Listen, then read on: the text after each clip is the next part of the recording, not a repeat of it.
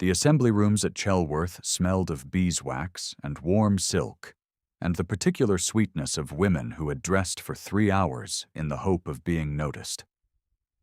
Eleanor Graves had dressed in 40 minutes, in a gown that was not hers, and she stood at the edge of the room where the candlelight did not quite reach. The borrowed muslin was a shade too pale for the season, and a full inch too short at the hem, and the woman who had lent it, her aunt Mrs. Hartwell, had pinned the waist with a brooch that caught the light each time Eleanor breathed. She did not want to be here.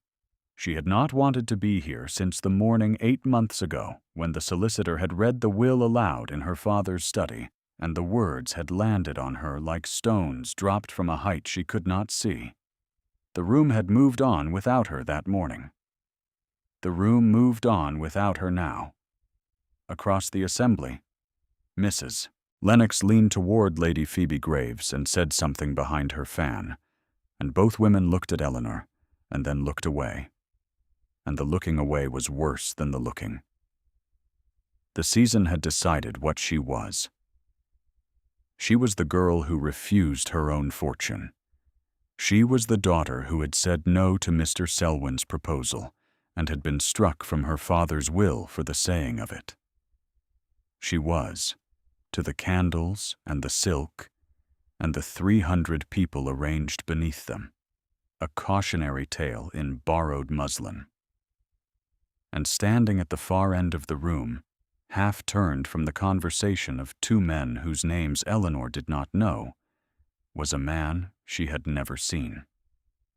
He was tall and dark-haired, and dressed with the kind of severity that suggested he did not care whether anyone approved of his coat, and his face was still, and his eyes were on her, not on the room, not on the music, on her. She did not know his name. She did not know that he had inherited everything she had lost. If this story has found you at a moment when you needed it, stay close. The truth of what happened in those assembly rooms is worth the telling. His name was Lord Marcus Hale, Earl of Whitmore, and he had arrived at Chelworth 3 days earlier to take possession of an estate he had never visited, left to him by a man he had never met. Sir William Graves had been a distant relation on his mother's side, so distant that Marcus had needed the solicitor Mr. Pemberton to trace the connection on paper before he believed it. £12,000 per annum. A house called Ashford Park with 14 bedrooms and a lake and a stable block that could hold 20 horses. A fortune so large and so unexpected that Marcus had stood in his London study with the letter in his hand and felt nothing at all, because feeling something would have required him to believe it, and belief had not been a thing he practiced easily since Catherine died. That had been 4 years ago. Catherine, who had been his wife for 11 months. Catherine, who had gone into labor 3 weeks early while he was stranded by a storm on the London road, and who had died of fever 6 days after the child was born, and who had called for him in the hours before she went, and who had stopped calling before he arrived. He carried her miniature in his breast pocket. He carried it the way a man carries a wound that has healed on the surface, and not underneath, and he touched the edge of it now, standing in the assembly rooms at Chelworth, watching a woman in a too short gown hold herself with the kind of stillness that only came from having learned very early that no one was coming to help. He did not know why he watched her. He did not yet understand that the stillness was the thing. Eleanor's life since the disinheritance had arranged itself into a series of small daily contractions. She lived with her Aunt Mrs. Hartwell in a narrow house on the unfashionable end of Milsom Street, in a room that had been a sewing room before it was hers, and she earned her keep as a paid companion at £40 a year. She wrote her aunt's letters. She fetched her aunt's shawls. She read aloud from the novels her aunt selected, and she walked 3 paces behind her aunt on the crescent, and she answered, when asked, that she was very well. She was not very well. She had lost her father, her home, her income, and her standing in the span of a single morning, and the loss had not been the worst of it. The worst had been the reason. She had refused Mr. Gerald Selwyn. He had proposed in her father's library on a Tuesday in October, and she had looked at his handsome face and his expensive boots and his smile that never quite reached past his teeth. And she had said no. She had said it quietly and clearly and without cruelty, and she had meant it. And her father had never forgiven her. Sir William had changed the will within the week. The estate, the income, the house, the horses, the silver, the paintings, the library, every last thing that had been promised to Eleanor since birth. All of it had passed to a cousin so distant the family had not known he existed. And Eleanor had walked out of Ashford Park with one trunk, one winter cloak, and a small leather-bound book of pressed wildflowers her mother had made in the year before she died. The book was the only thing of her mother's that Lady Phoebe had not claimed. It smelled of lavender and old paper, and Eleanor kept it in the drawer beside her bed, and she opened it on the nights when the narrowness of her room and the narrowness of her life pressed against her chest like a hand she could not lift. Lady Phoebe Graves, Sir William's second wife, had not attended the assembly. She had, instead, received Mr. Selwyn in the morning room at Ashford Park, where she had poured his tea and set the cup on the table between them, and said with the polished precision of a woman who had been rehearsing the sentence all week, "The girl who refused her own fortune now fetches shawls for a living, Gerald, and I do not imagine she will refuse the next offer she receives." Mr. Selwyn had smiled. He was 28, the second son of a baronet, well-connected and well-dressed, and utterly without the income to sustain either. And he had not proposed to Eleanor out of love. He had proposed because her fortune would have paid his debts, and her father's name would have opened the doors his father's name no longer could. The refusal had stung him in the precise place where his pride and his solvency met, and he had carried the sting for 8 months, and it had not sweetened. Lady Phoebe wanted Eleanor gone from Chelworth entirely. A stepdaughter in borrowed gowns was an embarrassment, a walking reminder that Sir William's judgment had been, in the end, fallible. A stepdaughter who had chosen poverty over Gerald Selwyn was worse, because the choosing implied a standard that Lady Phoebe's own calculations could not meet. The new heir, this Lord Whitmore, was an inconvenience of a different kind. He was wealthy enough to be unmoved by Lady Phoebe's influence, and reserved enough to be unreadable. And he had arrived at Ashford Park and walked through every room without once asking Lady Phoebe to explain the furnishings she had selected or the debts she had authorized in Sir William's final year. He had looked at the accounts. He had spoken to the steward. He had stood for a long time in the library where the shelves were half empty because Lady Phoebe had sold the books she considered unfashionable, and his face had been perfectly still. Eleanor learned of his presence at Ashford Park the way she learned most things now, from her aunt's breathless recounting over breakfast. "They say he is severe," Mrs. Hartwell said, buttering her toast with the urgency of a woman delivering intelligence. "They say he does not dance. They say he walked the grounds alone for 2 hours yesterday and spoke to no one. A strange man to inherit your father's house, Eleanor." Eleanor said nothing. She spread preserves on her bread and thought of the library and the lake and the copper beech tree at the end of the south lawn where she had read every summer of her childhood. And she pressed her lips together. And she did not say that the house was no longer hers to have opinions about. 3 days after the assembly, Eleanor walked to Ashford Park. She had not intended to go inside. She had intended only to walk the path along the lake, as she had done twice before since the disinheritance. keeping to the edge of the grounds where the hawthorns screened her from the house, and the house could not see her grief. She had come for the walk and for the air, and for the 10 minutes of pretending that the copper beach was still hers. She had not come for the book. The book was already in her possession, safe in the drawer beside her bed. She had come because Mrs. Fenton, the old housekeeper, had sent word that Lady Phoebe intended to clear the last of Eleanor's mother's things from the attic room. A box of letters, a painted screen, a set of watercolors Eleanor's mother had made of the garden. Things Lady Phoebe had overlooked and now wished to be rid of, and things Eleanor could not bear to lose. She had come early, at 7:30, when Lady Phoebe would still be asleep and the house would belong to Mrs. Fenton and the footman and the quiet.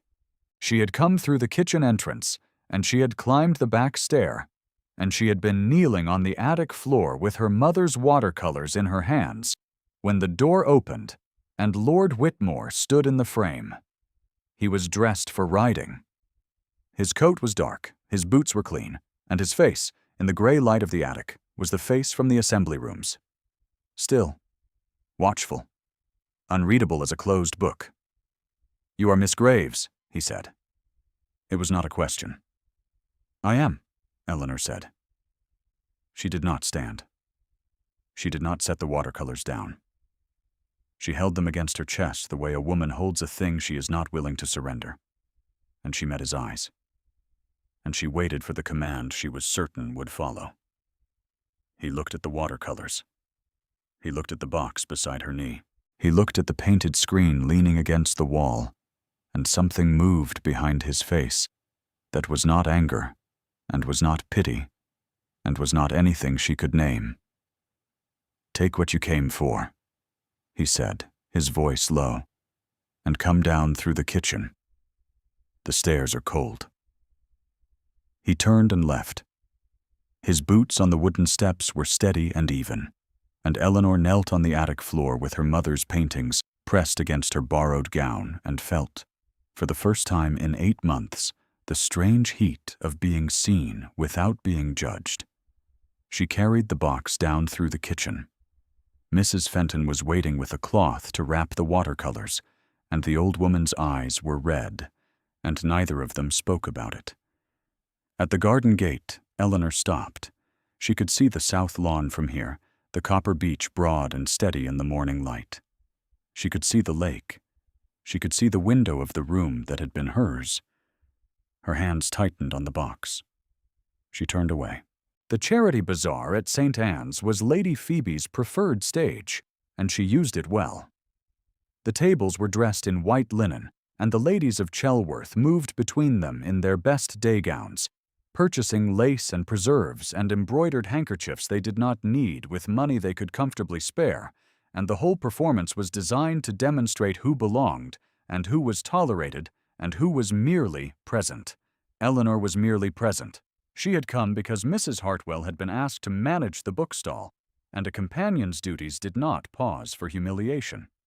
She wore her gray silk, the one good gown that was actually hers, and she had pinned her hair herself because Mrs. Hartwell's maid did not extend her services to companions, and the pin sat slightly wrong at the back of her neck, and she could feel them all morning, small metal reminders that even the architecture of her own head was no longer quite within her control.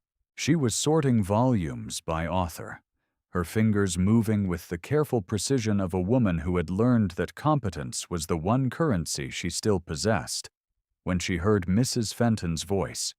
The old housekeeper had come to the bazaar on her half-day, and she was standing near the tea table, speaking to another woman Eleanor did not recognize, and her words carried clearly across the linen and the lace. "She sat with my sister for 3 hours last Tuesday," Mrs. Fenton said. "Read to her from the Psalms until she slept. Gave her own shawl, the gray one, the only warm one she has, and walked home without it. That is the girl they call the one who refused her own fortune. That is the girl they have decided does not matter." Eleanor did not hear the rest. She turned back to the books and sorted them with hands that trembled only slightly. and she did not see Lord Whitmore standing at the edge of the hall with a cup of tea he had not tasted, watching her. He had heard every word. He had come to the bazaar because the solicitor, Mr. Pemberton, had suggested he show himself in the community, and he had come intending to stay for 20 minutes and speak to no one. And he had been leaving when Mrs. Fenton's voice had stopped him. He stood still now. The tea cooled in his hand.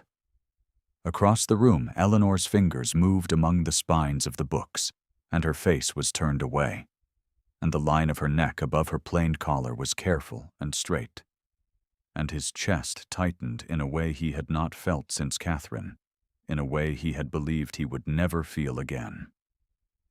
Mr. Selwyn chose this moment to appear at Eleanor's stall. He leaned against the table with the ease of a man who had practiced ease until it resembled conviction, and he looked at her, and he said, loud enough for the 3 nearest tables to hear, "Still sorting other people's things, Miss Graves? The girl who refused her own fortune seems to have found her level." Eleanor's hand stopped on the books. She looked at him. Her face did not change. "Good afternoon, Mr. Selwyn," she said, and her voice was level. And she turned back to the volumes, and her fingers resumed their work. And Mr. Selwyn's smile thinned, because the cut had not landed the way he needed it to land, and Lord Whitmore set his untouched tea on the nearest table and crossed the room in 4 strides and stood beside the bookstall and said, his voice carrying no further than the space between the 3 of them, "Miss Graves, I have a question about the library at Ashford Park. The shelves are half empty. I am told your mother collected the volumes that are missing. You will advise me on their replacement." It was not a request. It was a door held open. Eleanor did advise him. She came to Ashford Park the following Thursday, admitted by Mrs. Fenton through the front entrance this time, and she walked into the library where she had spent every afternoon of her girlhood, and she stood in the center of the room and looked at the gaps on the shelves where the books had been, and her throat closed, and she did not cry. Lord Whitmore was already there. He was seated at the desk with the inventory ledger open before him, and he watched her face as she took in the room, and he said nothing about the tears she was not shedding. And his silence was the kindest thing anyone had offered her in 8 months. They worked for 2 hours. She named the missing titles from memory, volume by volume, and he recorded them in a hand that was precise and unhurried, and twice their fingers touched on the spine of a book she was indicating, and twice she pulled her hand back a fraction too quickly, and he noticed, and she knew he noticed, and the knowing was a heat at the back of her neck that she could not will away. The room smelled of old paper and furniture polish, and the faint residue of pipe tobacco that her father had smoked in this room every evening for 30 years, and the familiarity of the scent was a blade, because the room was hers, and not hers simultaneously, and the man recording her mother's books in his careful hand was the reason for both. When she reached the poetry shelf and stopped, because the poetry shelf was where her mother's own annotated copies had lived, he set the pen down and waited. He did not prompt her. He did not comfort her. He waited the way a man waits who has learned that grief has its own schedule and that interrupting it is a form of theft. "Your mother had fine taste," he said, when Eleanor had steadied herself. "She did," Eleanor said. "She read to me from this room every evening until I was 12. After that, I read to her. What did she prefer? Cowper, and the old ballads. She liked the ones that ended well." Something shifted behind his eyes. He reached into his breast pocket, and his hand paused there, touching the shape beneath the fabric, and he did not withdraw it. If you have ever been in a room where 2 people are pretending they are not already in the early, deniable gravity of something neither has named, you know the quality of that silence. Stay with this story. The silence is where the truth lives. "You should have this house," he said quietly. "I should not," Eleanor said. The will was clear. The will was wrong. She looked at him. He looked at her. The library held its breath, and somewhere in the house a clock struck 11, and neither of them moved, and the space between them was charged with the particular electricity of two people who have each learned what it costs to care, and are not yet willing to pay it again. He told her about Catherine that afternoon. Not in full, not in confession. He told her in the way a man tells a story he has carried alone for so long that the weight of it has become structural, so that removing it would require rebuilding everything around the space it has occupied. He said that his wife had died 4 years ago. He said that he had been on the London road when she went into labor, and that the storm had held him for 2 days, and that he had arrived at the house to find her buried, and the child, a son, in the arms of a wet nurse whose name he could not remember. He said that the boy, Thomas, was 4 years old, and lived with his grandmother in Dorset, and that Marcus saw him once a month, and that each visit was a wound reopened and a wound desired simultaneously. He said these things looking not at Eleanor, but at the empty shelf where her mother's poetry had stood, and his hand remained at his breast pocket, and the miniature of Catherine pressed against his heart like a second, smaller, more honest pulse. Eleanor said, "You were not there. That is not the same as choosing not to be." He looked at her then. His face changed. It was a small change, the kind a woman who had spent 8 months reading faces for signs of rejection would notice. The loosening of a muscle at the jaw, the softening of something behind the eyes that had been held rigid for years. She had named the wound accurately. She had named it without pity and without platitude. She had named it the way her mother would have named it, plainly and with respect for the person carrying it. He said nothing. He closed the ledger. He stood. "I will send the carriage for you next Thursday," he said. "The library wants finishing." "I can walk," Eleanor said.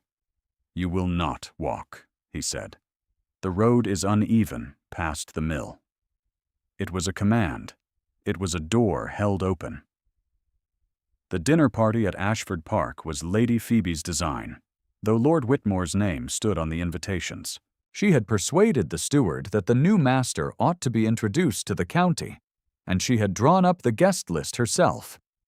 And she had placed Eleanor's name at the bottom of it, after the curate's wife and before the space reserved for last-minute additions, and she had seated Eleanor at the far end of the table, between the deaf curate, Mr. Plimpton, and the wall, in the chair nearest the servants' door, where the draught from the kitchen was steady and cold. 30 guests filled the dining room, and the silver gleamed, and the candles threw long shadows on the portraits that Lady Phoebe had not yet dared to rearrange, and the centerpiece of winter hellebores and forced narcissus sent a scent across the table that was too sweet and too deliberate, the scent of a woman who wanted the room to smell like her authority. Eleanor wore her one good gown, the gray silk that Mrs. Hartwell had given her for Christmas, and she sat straight and ate little and answered Mr. Plimpton's repeated questions about the weather with the patience of a woman who had learned to occupy the smallest possible space. Lord Whitmore was at the head of the table.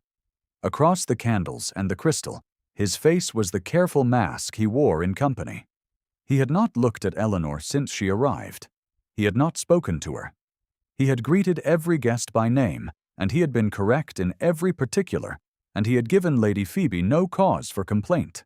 And Eleanor had read his distance as confirmation that the hours in the library had been an aberration, a kindness extended, and now retracted, a door quietly closed. She was wrong. She was wrong the way she was always wrong about this, reading withdrawal as rejection, because her wound had taught her that every open hand eventually closes. The second course had just been cleared when Lady Phoebe stood. She held a glass of wine, and her smile was the precise smile of a woman who has spent a lifetime studying which expressions produced compliance, and she said, in a voice that carried to every seat at the table, "I have an announcement that I know will delight you all. Our dear Eleanor, who has been so nobly supported by her aunt since her father's passing, has been offered a position as governess in the household of Sir Reginald Marsh in Aberdeen. She departs at the end of the month." The table went quiet. 30 faces turned toward Eleanor. She felt the blood leave her hands. She had not been told. She had not been asked. Lady Phoebe had arranged it without her knowledge, arranged it the way she arranged flowers and furniture and other people's futures, and the announcement was designed to accomplish 2 things simultaneously. It removed Eleanor from Chelworth. It removed her from Lord Whitmore's reach. At the far end of the table, beyond Mr. Plimpton and the wall, Mrs. Lennox leaned toward her neighbor and whispered, and the whisper traveled. And by the time it reached the middle of the table, it had acquired the shape of consensus. The girl who refused her own fortune, what else could she expect? Eleanor set down her fork. She placed her hands flat on the tablecloth, and she felt the fabric under her palms, cool and smooth, and belonging to someone else, the way everything in this room belonged to someone else. And she stood. "I thank you for informing me, Lady Phoebe," she said. Her voice did not break. "I will make the necessary arrangements." She walked the length of the table, and she passed through the dining room door, and she did not look at Lord Whitmore, and he did not speak, and the door closed behind her, and she stood in the hallway of the house that had been her home. And the portraits of her grandfather and her great-grandfather looked down at her from the walls, and her hands were shaking, and she pressed them flat against her skirt until they stopped. The front door was 20 paces away. She walked them. The night air hit her face like cold water, and she breathed it. And the stars above Ashford Park were the same stars that had been above it when she was a child, lying on the south lawn counting them with her mother. And the stars did not care that she had been sent to Aberdeen, and their indifference was, for one long breath, a comfort. She walked the 2 miles back to Milsom Street in the dark, in her gray silk, without a shawl, and she did not cry. And when she arrived, her aunt was already asleep, and she sat on the edge of her narrow bed in the sewing room, and opened the pressed flower book and held it against her chest, and stayed there until the candle burned down to the dish. The dinner resumed without her. Lady Phoebe sat down with the satisfied expression of a woman who has successfully rearranged the furniture. The assembly rooms at Chelworth were full again 2 nights later, fuller than they had been in weeks, because the county had heard about the dinner, and the county wanted to see what would happen next. Eleanor had not intended to come. Mrs. Hartwell had insisted, with the particular firmness of a woman who understood that absence was confirmation, and presence was the only remaining form of protest. Eleanor wore the borrowed muslin again. The brooch at the waist caught the candlelight the way it had caught it the first night, and she stood in the same place, at the edge of the room where the light did not quite reach, and the room arranged itself around her absence, the way it always did. Lady Phoebe was present. Mr. Selwyn was present. The deaf curate, the county wives, the girls in their white gowns who were everything Eleanor had been a year ago and nothing she was now, all of them were present. Lord Whitmore was not. The music began, a country dance, bright and formal, and the couples assembled, and Eleanor watched from the margin, and her hands were clasped in front of her, and her face was the composed mask she had worn for 8 months. And behind the mask, something was breaking, quietly, the way ice breaks on a lake in early spring. Not with a sound, but with a slow, spreading fracture that lets the water through. She had allowed herself to imagine. In the library, with the empty shelves and the inventory ledger, and his silence that had been kinder than any words, she had allowed herself to believe that she had been seen. She had believed it the way a woman who has been invisible for a long time believes the first person who appears to look directly at her with a desperate, hungry precision that leaves no room for doubt, because doubt would be fatal. And she had been wrong. The door at the far end of the assembly rooms opened. Lord Whitmore entered. He was dressed in black, and his face was set, and his boots sounded on the wooden floor with a cadence that was neither hurried nor hesitant, the measured stride of a man who has made a decision and is walking toward its consequence. He walked past the receiving line without stopping, past the tables of wine and lemonade, past Lady Phoebe, whose punch glass paused halfway to her lips, past Mrs. Lennox and her fan, and the 300 people who turned to watch him the way a field of grass turns in a single wind, and he crossed the room in a straight line that ended where Eleanor stood. The room went quiet. Not the gradual quieting of a conversation winding down. A silence, dropped like a cloth over every voice at once. He stopped in front of her. He was close enough that she could see the pulse at his throat, close enough that the scent of cold air and wool and something underneath, something warm, something his, reached her before his words did. He looked at her. She looked at him. The mask was gone. His face was open, completely open, in a way she had never seen it. And the openness was terrifying and tender simultaneously. The face of a man who had decided to stop protecting himself from the one thing that could hurt him most. "Miss Graves is to be my wife," he said. 8 words. The room heard them. Lady Phoebe, standing near the musicians with a glass of punch in her hand, heard them. Mr. Selwyn, leaning against a pillar with his arms folded across his empty chest, heard them.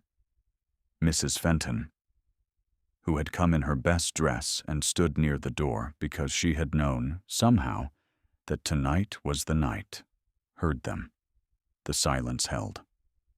Lord Whitmore reached into his breast pocket and withdrew not the miniature of Catherine, but a ring, a small sapphire set in gold that had belonged to his mother, and he held it in the space between them. And his hand was steady, and his eyes did not leave Eleanor's face. "If she will have me," he said. Eleanor's breath left her.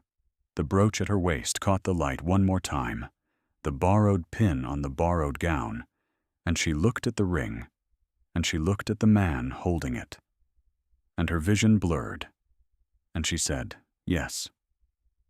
The word was small. It filled the room. Lady Phoebe's glass trembled in her hand. Her mouth opened and closed and opened again, and no sentence came, because every sentence she had prepared required a different audience, a compliant audience, an audience that had accepted her arrangement, and this audience had not. Mr. Selwyn uncrossed his arms. He looked at Eleanor. He looked at Lord Whitmore. He looked at the ring. He left without saying goodbye. Mrs. Fenton pressed her handkerchief to her mouth and turned away, and her shoulders shook. And the curate, Mr. Plimpton, who had missed the announcement entirely, asked the woman beside him what had happened, and she told him. And he nodded and said, well, good." Mr. Pemberton, the solicitor, appeared at Lord Whitmore's elbow. He had been standing at the back of the room with a document case tucked under his arm, and his presence was not accidental. "The settlement papers are prepared, my lord," he said, quietly enough that only the 3 of them heard.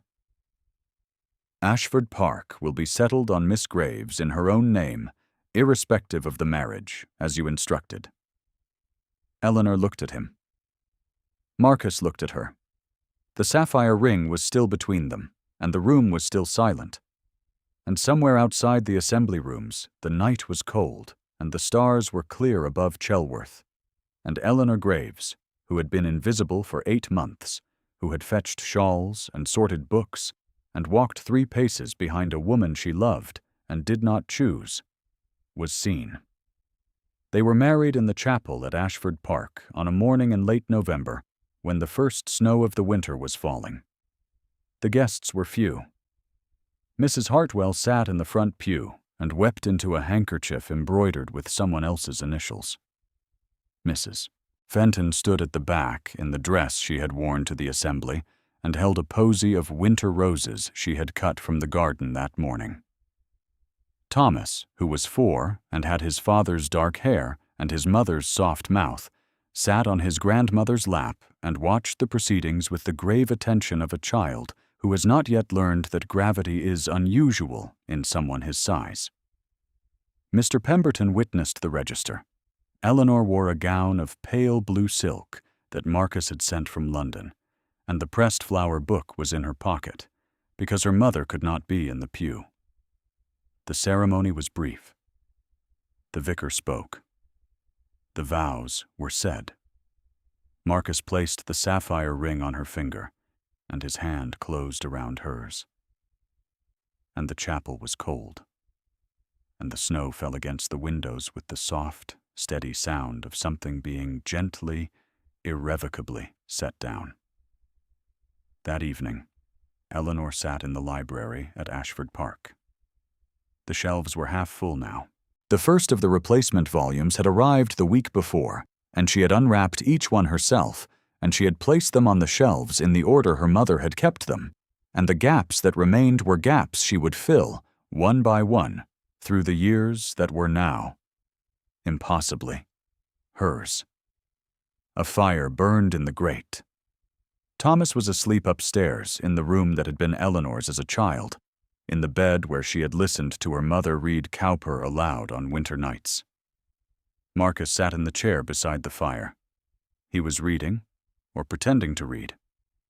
His coat was off and his cravat was loose, and the miniature of Catherine was in the drawer of his desk now, not in his breast pocket, and the drawer was not locked, because the grief was not gone.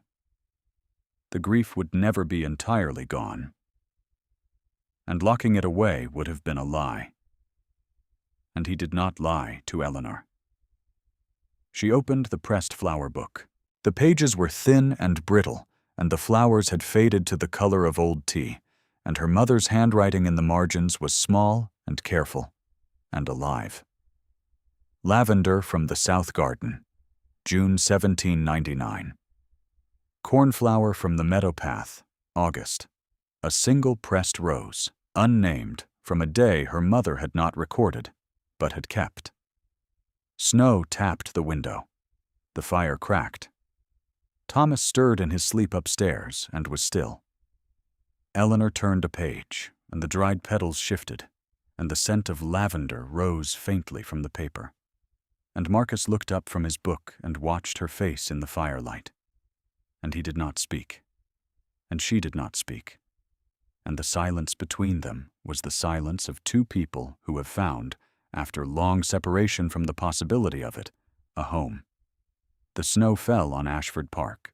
It fell on the Copper Beech, and on the lake, and on the chapel where they had stood that morning, and on the garden where Eleanor's mother had picked the lavender in a summer 27 years gone. It fell on the library windows. It fell softly, steadily, without urgency, the way a story falls when it has found its ending. Thank you for staying until the last page turned. If Eleanor's journey moved you, leave a quiet word below, and carry the warmth of this evening wherever the night takes you.